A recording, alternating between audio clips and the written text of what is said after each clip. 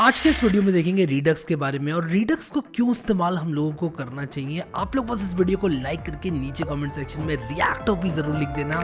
चलते हैं computer screen में, लेट्स रोल द इंट्रो।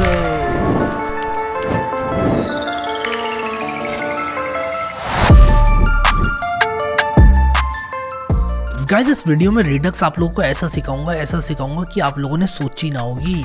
और रीडक्स सिखाने से पहले मैं आप लोगों को एक बात बताना चाहता हूँ कि हम जो यूज़ करने वाले हैं आज इस वीडियो में, जो मैं आपको सिखाने वाला हूँ वो है रीडक्स टूलकिट। ठीक है, तो रीडक्स टूलकिट से क्या होता है, चीज़ें आसान हो जाती हैं। अब मैं यहाँ पर आप लोगों को डायरेक्ट एक एप्लीकेशन बना के दिखाऊंगा और आप लोगों को डायरेक्ट दिखाऊंगा कि किस तरह से रीडक्स को इस्तेमाल करना है, क्यों रीडक्स को यूज़ करते हैं, सब कुछ बताऊँगा।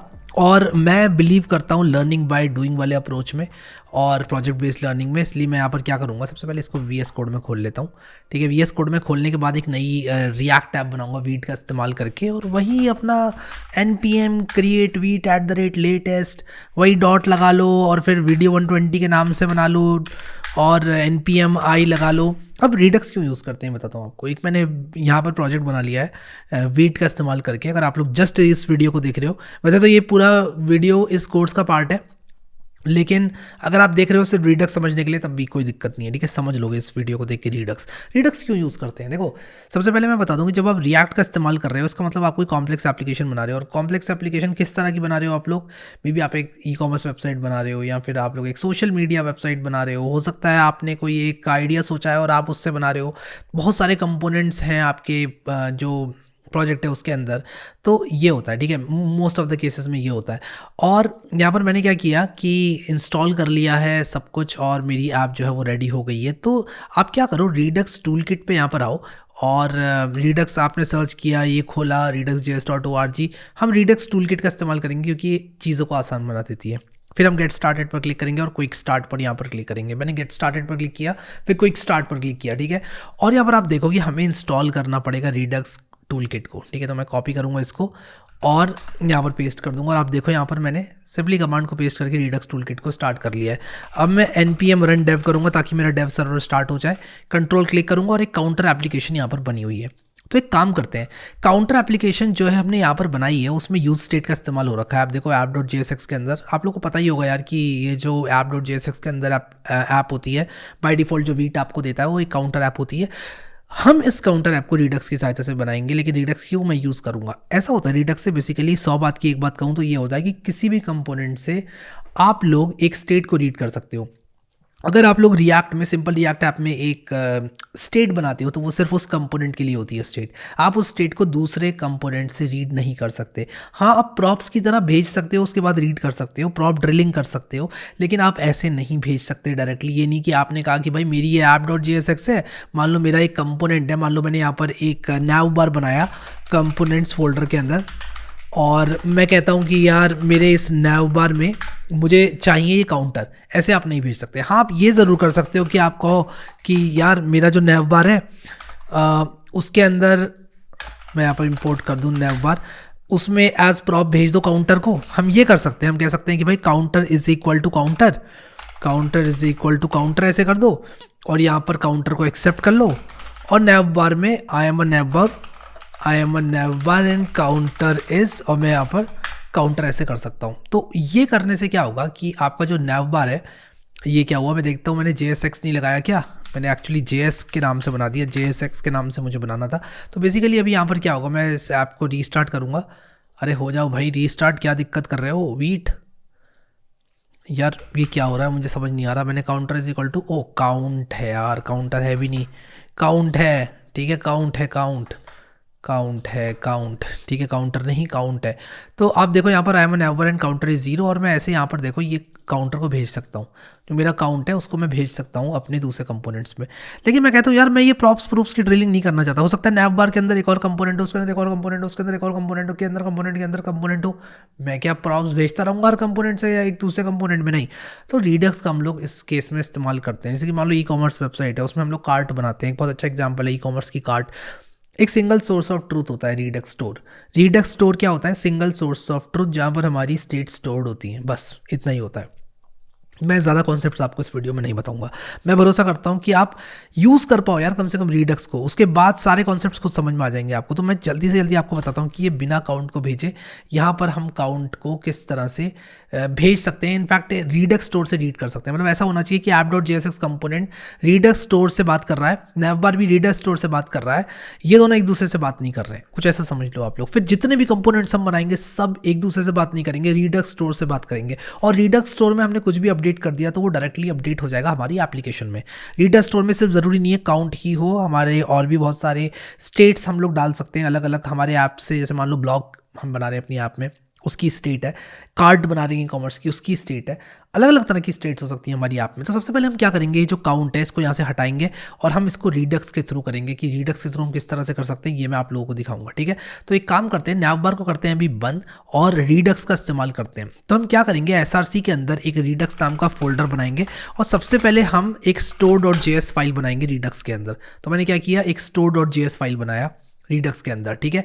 तो आप यहाँ देख सकते हो store.js मैंने फाइल बनाया और मैं कुछ नहीं करूँगा, सिर्फ कॉपी पेस्टिंग करूँगा। मैं टाइपस्क्रिप्ट का इस्तेमाल नहीं कर रहा हूँ, जावास्क्रिप्ट कर रहा हूँ। तो मैं इसे कॉपी करूँगा और पेस्ट कर दूंगा। तो हमने क्या किया, एक स्टोर को कॉन्फ़िगर कर दिया। हमने कहा कि भाई एक स्टोर बना दो, हमने एक स्टोर ले लिया किराए पे, ऐसा समझ लो। और हम वहाँ पे अपनी स्टेट्स को स्टोर करेंगे।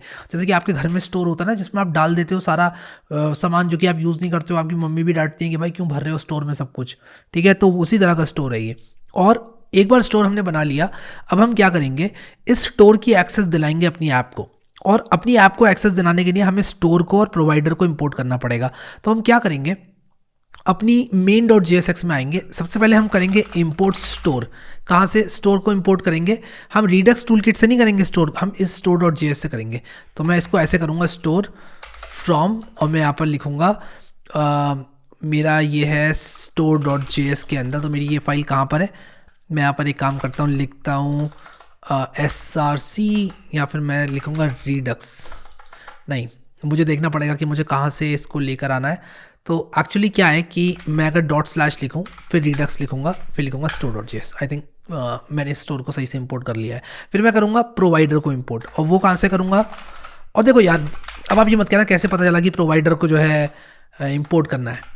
देखो, रिएक्ट रीडक्स से प्रोवाइडर को इंपोर्ट कर लो। प्रोवाइडर क्या करेगा, प्रदान करेगा पूरी ऐप को रीडक्स स्टोर, क्या करेगा, रीडक्स स्टोर का एक्सेस प्रदान करेगा। तो हमने स्टोर को इंपोर्ट किया। भाई देखो, हमने एक सिंपल सा स्टोर बनाया रीडक्स फोल्डर के अंदर, और main.jsx में यानी कि अपनी पूरी ऐप को हमने दे दिया एक्सेस उस स्टोर का। बस इतना ही करा है अभी तक, बस इतना ही करा है, इससे ज़्यादा कुछ नहीं किया है, ठीक है। तो मैं क्या करूँगा कि प्रोवाइडर में रैप कर दूंगा इस तरह से, ठीक है। मैं कहूँगा provider store is equal to store, और प्रोवाइडर को बंद कर दूंगा। तो मैं यहाँ पर react.strict मोड के अंदर ये प्रोवाइडर के अंदर अपनी इस ऐप को रैप कर रहा हूँ, बस इतना किया। और जहाँ भी आप रैप करो, देखो मैं main.jsx को रैप कर रहा हूँ, लेकिन अगर आपने डिसाइड किया कि आप एक particular portion of the app को रैप करोगे तो सिर्फ उतने को ही वो रीडक्स स्टोर प्रोवाइड होगा। इन आइडियल सिनारियोज हम अपनी पूरी ऐप को रीडक्स स्टोर प्रोवाइड करते हैं, इसलिए मैंने main.jsx के अंदर ये डाल दिया ताकि मेरी ऐप को भी मिल जाए स्टोर, सबको मिल जाए स्टोर। तो ये हमने प्रोवाइडर दे दिया। हमने कहा भाई लो स्टोर पकड़ लो, तुम इस स्टोर में से जब जो मन चाहे उठा लेना। तो पूरी ऐप कहीं से भी, यानी कि किसी भी नेस्टेड कंपोनेंट से स्टोर को रीड कर सकती है और राइट भी कर सकती है, ठीक है। तो ये चीज़ हो गई एक। अब हम क्या करेंगे, एक स्लाइस बनाएंगे। स्लाइस का मतलब क्या है, स्लाइस का बेसिकली मतलब ये होता है कि आप लोग एक पर्टिकुलर चीज़ को स्टोर करना चाहते हैं और उससे रिलेटेड फंक्शन लिखना चाहते हैं, ठीक है। तो हम एक स्लाइस बनाएंगे और यहाँ पर कॉपी करेंगे इस फाइल को, और मैं यहाँ पर क्या करूँगा, काउंटर स्लाइस के नाम से बनाऊँगा। तो यहाँ पर जिस तरह से इन्होंने यहाँ पर काउंटर फोल्डर बनाया है, it's always a good practice कि हम एक फोल्डर बनाएं। तो एक काउंटर फोल्डर बनाऊँगा और मैं कहूँगा काउंटर slice.js। अब मैंने काउंटर फोल्डर क्यों बनाया, मैं काउंटर से रिलेटेड सब कुछ डालना चाहता हूँ काउंटर स्लाइस के अंदर, और मे बी मैं एक कार्ट बनाऊँगा तो कार्ट से रिलेटेड सब कुछ एक दूसरे फोल्डर में डालूंगा, ठीक है।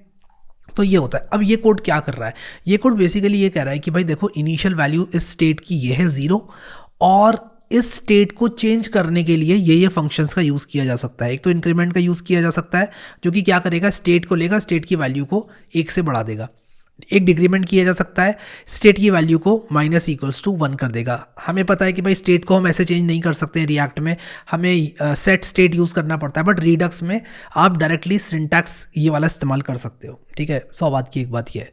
फिर इंक्रीमेंट बाय अमाउंट करके एक है, तो हम क्या कर सकते हैं, यहाँ पर इंक्रीमेंट बाय अमाउंट करेंगे तो यहाँ पर स्टेट आ गया, यहाँ पर एक्शन आ गया और action.payload आ गया। अब मैं बताऊंगा ये किस तरह से काम कर रहा है। तो हमने ये 3 फंक्शंस बनाए, increment, decrement, increment bye amount, ठीक है।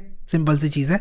और इसको इस तरह से हम एक्सपोर्ट कर देंगे और हम लिखेंगे equals to counter slice dot actions, और हम बाय डिफॉल्ट एक्सपोर्ट कर देंगे काउंटर स्लाइस डॉट रिड्यूसर। अब आपको यार मैं क्या याद करूँ ये सब की क्या लिखना है यहाँ पे, नहीं, आप सिंटेक्स कॉपी करना यहाँ से, जहाँ से मैंने करा है, ठीक है, सिंपल है, सिंटेक्स है, ठीक है। अब हम क्या करेंगे कि अपने स्टोर के अंदर स्टोर को बताएंगे कि भाई काउंटर स्लाइस बनाया मैंने, उसको कन्फिगर करो। तो इनिशियलाइज करेंगे, क्या इनिशियलाइज करेंगे, हम काउंटर रिड्यूसर को डालेंगे अपने स्टोर के अंदर। तो सबसे पहले तो इंपोर्ट करना पड़ेगा, इंपोर्ट काउंटर रिड्यूसर फ्रॉम, कहाँ से करेंगे हम, ./counter/counter स्लाइस, ठीक है। क्योंकि हमने देखो बाय डिफ़ॉल्ट एक्सपोर्ट किया, किसको एक्सपोर्ट किया बाय डिफ़ॉल्ट, हमने बाय डिफ़ॉल्ट एक्सपोर्ट किया काउंटर स्लाइस डॉट रिड्यूसर को, तो और इसी को हमने इंपोर्ट कर लिया यहाँ पर स्टोर में। और इसके बाद हम क्या करेंगे कि हम कहेंगे कि भाई एक रिड्यूसर है हमारे पास, और रिड्यूसर क्या होता है, तो रिड्यूसर हमारी मदद करेगा स्टेट को चेंज करने में, ठीक है। एक ऐसा फंक्शन जो कि इनिशियल स्टेट लेगा और हमारी मदद करेगा नई स्टेट रिटर्न करने में। अब देखो हमने क्या किया कि ये हमने स्लाइस बनाया और स्लाइस को यहाँ ऐड कर दिया। अब आपको कहोगे यार ये प्रोसेस तो बड़ी कम्बरसम थी, नहीं थी कम्बरसम, दोबारा आप लोग को बताता हूँ। सबसे पहले हमने क्या किया, सबसे पहले हमने रिएक्ट रिडक्स को इंस्टॉल किया। इंस्टॉल करने के बाद हमने क्या किया, हमने अपने main.jsx के अंदर अपने स्टोर को प्रोवाइड कराया। स्टोर को बनाने के बाद हमने स्टोर बनाया एक, और फिर हमने स्टोर को प्रोवाइड करा दिया अपनी पूरी ऐप को, ठीक है, इतना किया हमने। फिर हमने कहा कि भाई हमें एक काउंटर स्लाइस बनाना है, यानी कि हमें काउंटर को मेंटेन करना है, तो हमने यहाँ पर काउंटर स्लाइस को जो है बनाया, ठीक है। और क्योंकि हमने यहाँ पर काउंटर स्लाइस को बना दिया, काउंटर स्लाइस को बनाने के बाद हमने अपने स्टोर को बताया कि भाई काउंटर स्लाइस भी कुछ है, हमने यहाँ पर ऐड कर दिया। अब कहीं से भी मैं अपने इस काउंटर को, जो कि इनिशियल वैल्यू 0 है जिसकी, उसको रीड कर सकता हूँ, उसकी वैल्यू चेंज कर सकता हूँ। वैल्यू कैसे चेंज करूँगा, इन फंक्शंस का इस्तेमाल करके। अगर मैं कुछ और करना चाहता हूँ इस वैल्यू के साथ, मान लो मैं चाहता हूँ मल्टीप्लाई हो जाए 5 से, तो मैं मल्टीप्लाई नाम का एक फंक्शन बना सकता हूँ। मैं आपको मल्टीप्लाई नाम से एक फंक्शन बना के ही दिखाता हूँ। तो मैं कहूँगा कि भाई मल्टीप्लाई भी एक फंक्शन है जो कि क्या करेगा, जो कि स्टेट दैट डॉट वैल्यू को स्टार इज इक्वल टू 2 कर देगा, ठीक है। मान लो मैंने ये कहा, ठीक है, कि भाई मल्टीप्लाई क्या करेगा, और यहाँ पर ये स्टेट लेगा, तभी स्टेट को रीड कर पाएगा। तो मैं क्या कर रहा हूँ, 2 से मल्टीप्लाई कर दे रहा हूँ। मैं चाहूँ तो ये कर सकता हूँ। अब मैं आऊँगा अपने app.jsx के अंदर और मैं कहूँगा, मैं इसको पूरा खाली करता हूँ, पूरा खाली करता हूँ अपनी app.jsx को। मैं कहूँगा कि भाई मेरी जो काउंट है, जो मेरी काउंट है, उसको मैं क्या करूँगा, मैं इसको मिटाता हूँ और यहाँ पर div को बंद करता हूँ और फॉर्मेट डॉक्यूमेंट करता हूँ। बेसिकली मैंने एक नैव बार लगाया यहाँ पर, और मैं क्या करूँगा कि काउंट की वैल्यू को लेकर आऊँगा। कैसे लेकर आऊँगा काउंट की वैल्यू को, तो काउंट की वैल्यू को आप जब भी लेकर आना चाहते हो अपनी ऐप के अंदर, आपने क्या करना है, आपने सबसे पहले तो डिक्रीमेंट इंक्रीमेंट जो भी आप यूज़ करना चाहते हो फंक्शन, उनको इंपोर्ट करोगे अपने स्लाइस से, और यूज़ सेलेक्टर और यूज़ डिस्पैच को आप इंपोर्ट करोगे रिएक्ट रिडक्स से। तो ये दोनों हुक्स होते हैं, यूज़ सेलेक्टर, यूज़ डिस्पैच, जिसका हम लोग अभी इस्तेमाल करने वाले हैं।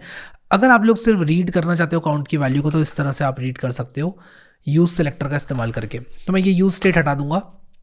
ये लाइन बेसिकली ये कह रही है कि हमारे रीडक्स स्टोर में से काउंट को लेकर आओ, बस ये कह रही है, ठीक है। और काउंट को यहाँ पर डिस्प्ले कराओ, जो कि 0 है, और 0 डिस्प्ले हो जाएगा। कोई बड़ा काम हमने अभी तक नहीं किया है, 0 हमारा डिस्प्ले हो गया। आप यहाँ पर देख सकते हो काउंटर इस, यहाँ पर हमारे नैव बार को काउंटर की वैल्यू नहीं मिल रही है, इसको आप इग्नोर करो, लेकिन ये जो 0 है ये यहाँ पर ये शो हो रहा है, ठीक है। तो मैं यहाँ पर लिख दूंगा करेंटली काउंट इज 0 लिख कर आएगा। देखो करेंटली काउंट इज 0 लिख कर आ रहा है, ठीक है। अब मान लो मैं चाहता हूँ कि 2 बटन्स बनाऊँ मैं, तो एक बटन मैं बनाना चाहता हूँ जो कि प्लस करेगा, और एक बटन मैं बनाना चाहता हूँ जो कि माइनस करेगा। और मैं चाहता हूँ कि मैं एक्चुअली प्लस बाद में होता है, माइनस पहले होता है, और मैं चाहता हूँ कि ये प्लस पे क्लिक करके ये बढ़े और माइनस पे क्लिक करके घटे, ठीक है। ये मैं चाहता हूँ, ये मेरा बेसिकली टारगेट है।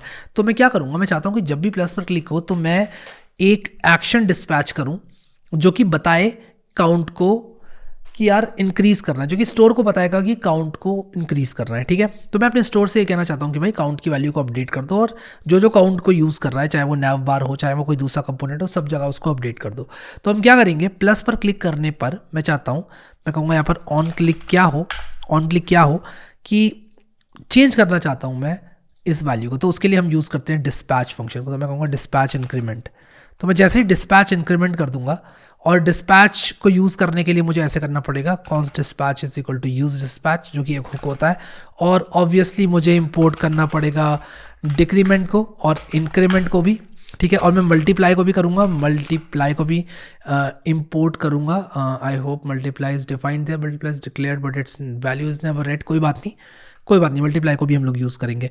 तो हमने यहाँ पर क्या किया, अभी बस इतना किया। और आप लोग देखो यहाँ पर एक्चुअली यहाँ पर प्रॉब्लम क्या है कि जब भी हम ऑन क्लिक देते हैं ना तो हमें एक एरो फंक्शन देना पड़ता है इस तरह से, और हम एरो फंक्शन इसलिए देते हैं ताकि ये डिस्पैच बार बार रन ना हो। कि मैंने मल्टीप्लाई को इस तरह से डालना पड़ेगा यहाँ पर, ठीक है। तो मैंने यहाँ पर मल्टीप्लाई को डाला नहीं था।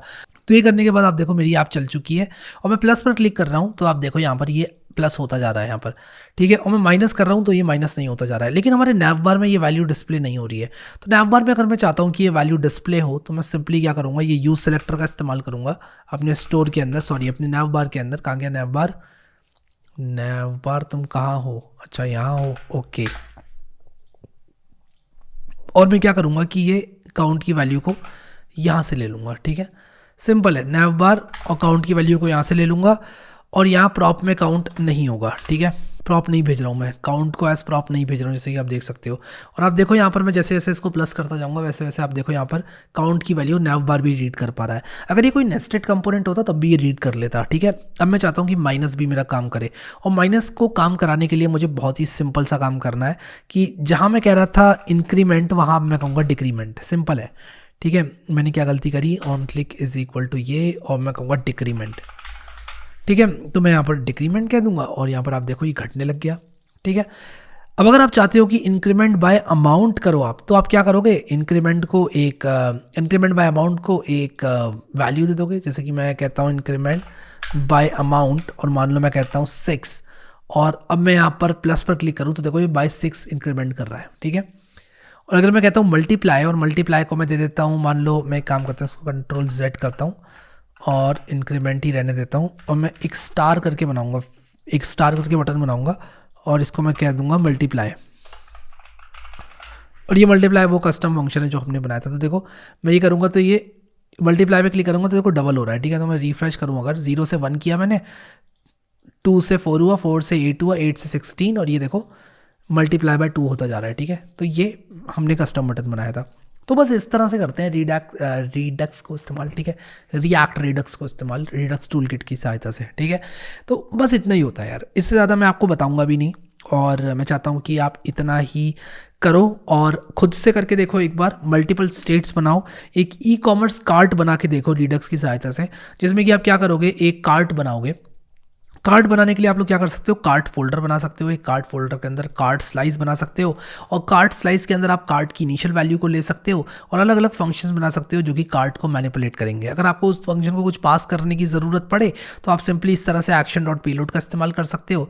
एंड दैट्स अबाउट इट यार, that's all about react Redux यार। अब जाने से पहले एक बड़ा प्यारा सा स्टैक ओवरफ्लो का एग्जांपल आप लोगों को दिखाना चाहता हूँ मैं, और मैं उस स्टैक ओवरफ्लो के एग्जांपल को यहाँ app.jsx में डाल देता हूँ, इनफैक्ट स्टोर में डाल देता हूँ ताकि आप लोग समझो, उसको कमेंट आउट करके डाल देता हूँ। और आप इस पर कंट्रोल क्लिक करके खोलना इस आंसर को। मैं चाहता हूँ दिल से कि आप लोग खोलो इस आंसर को, और आपको भी पता चलेगा कि कितना अच्छे से यहाँ पर बताया गया कि स्टोर क्या होता है, रिड्यूसर क्या होता है, और एक्शन क्या होता है। तो देखो स्टोर क्या होता है, store is what holds all the data of your application, ठीक है। रिड्यूसर क्या होता है, जो कि मैनिपुलेट करता है डेटा को और एक एक्शन को रिसीव करते हैं, जैसे कि इंक्रीमेंट कर दो, डिक्रीमेंट कर दो।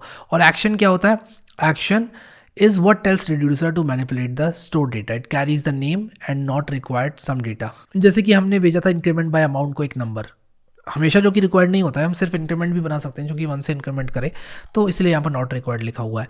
बस इतना ही होता है। मैं कभी भी रिडक्स का कोई भी वीडियो ऐसे स्टार्ट नहीं करना चाहता था जो कि जिसमें मैं आपको एक्सप्लेन कर रहा हूँ स्टोर क्या होता है, रिड्यूसर क्या होता है, एक्शन क्या होता है। मैं चाहता था कि यार आपको सीधे मुद्दे की बात बताऊँ, उसके बाद आपको बताऊँ स्टोर क्या होता है, रिड्यूसर क्या होता है, एक्शन क्या होता है। कुल मिला के हम अचीव क्या करना चाह रहे हैं, हम अचीव ये करना चाह रहे हैं कि हमारा एक स्टोर है, रीड राइट एक सिंगल सोर्स ऑफ ट्रुथ पे हो रहा है, जिससे कि हम अपनी पूरी एप्लीकेशन को एक पर्टिकुलर वैल्यू सप्लाई कर रहे हैं, और कभी भी हमें अपडेट करना है तो वहीं पर अपडेट कर रहे हैं। That's about it. अगर आप लोग को ये कोर्स अच्छा लग रहा है, मज़ा आ रहा है, तो यार पहले वीडियो में जाकर रिव्यू ज़रूर डालना, और उसी के साथ साथ 5 में से मुझे स्टार्स देना कमेंट में कि कैसा लगा आपको course. Thank you so much guys for watching this video, and I will see you next time.